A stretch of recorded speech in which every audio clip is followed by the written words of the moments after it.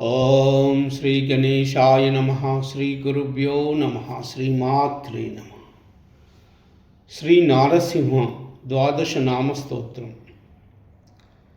ओम अस्य श्री श्री नृसिंह द्वादश नाम स्तोत्र महामन्त्रस्य वेदव्यासो भगवान् ऋषिः अनुष्टुप् छन्दः श्री लक्ष्मी नृसिंहो देवता श्री लक्ष्मी नृसिंह प्रसाद सिद्ध्यर्थे जपे विनियोगः।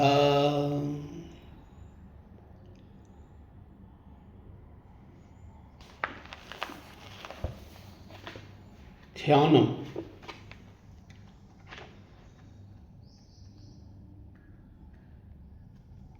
उग्रं वीरं महाविष्णुं ज्वलन्तं सर्वतोमुखं नृसिंहं भीषणं भद्रं मृत्युर्मृत्युं नमाम्यहम्।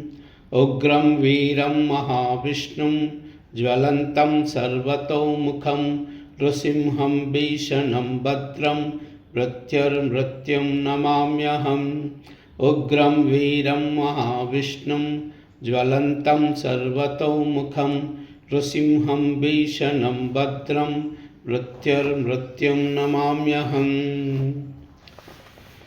प्रथमं तु महाज्वालो द्वितीयं तूग्रकेसरी तृतीयं वज्रदंष्ट्रं च चतुरं तु विशारथा पञ्चमं नारसिंहश्च षष्ठः कश्यपमर्दनः सप्तमो यातु हन्ता च अष्टमो देववल्लभः नवमं प्रह्लादवरदो दशमो अनन्तास्तकः एकादशो महारुद्र द्वादशो दारुणस्तथा द्वादशैतानि नामानि नृसिंहस्य महात्मनः मन्त्रराज इति प्रोक्तं सर्वपापविनाशनं क्षयापस्मारकुष्ठादि तापज्वरनिवारणं राजद्वारे महाघोरे संग्रामे च जलान्तरे गिरिगव्यरकारण्ये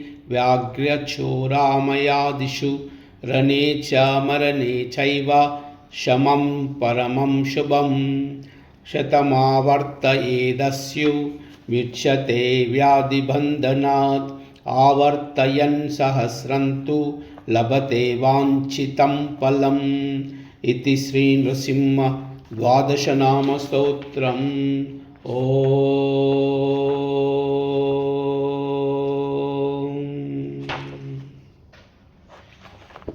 उग्रं वीरं महाविष्णुं ज्वलन्तं सर्वतोमुखं नृसिंहं भीषणं भद्रं मृत्युर्मृत्युं नमाम्यहम्। उग्रं वीरं महाविष्णुं ज्वलन्तं सर्वतोमुखं नृसिंहं भीषणं भद्रं मृत्युर्मृत्युं नमाम्यहम्।